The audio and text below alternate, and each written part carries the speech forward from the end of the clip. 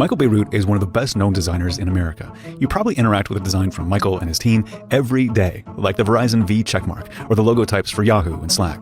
But before all that, in 1984, Michael Bierut was starting his career as a graphic designer. He was 26 years old and working at the firm founded by legendary designer Massimo Vignelli. One day, Michael was handed an assignment that seemed pretty straightforward. The International Design Center of New York had 2 events coming up, and they wanted Michael to create the invitations.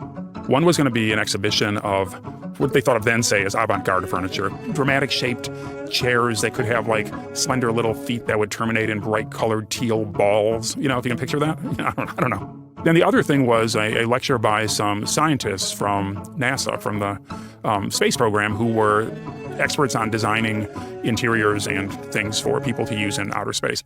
Michael started brainstorming concepts for the 2 invitations, but the client made a change that threw Michael for a loop. It turns out the Design Center didn't have enough money to pay for separate invitations, and so the invitations had to be combined. Now Michael had to figure out a way to advertise 2 very different events on the same sheet of paper.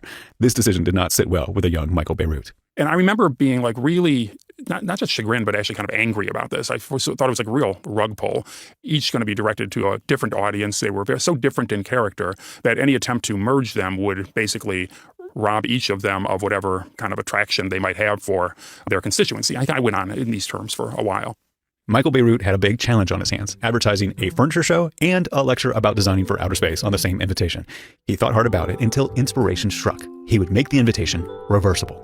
I just drew on a piece of paper a little drawing that if you looked at it one way, it looked like a funny little coffee table with those little legs with balls on the end of them sticking out at an angle at the base. Then at the very top was a vase of flowers with sort of a little flower arrangement bursting out of it. But if you turned it upside down, the legs became antennas and the vase and flowers became the exhaust and the engine that looked like it was taking off. So it looked like a coffee table with a vase of flowers if you looked at it one way. You turned it upside down, it looked like a rocket ship taking off the other way.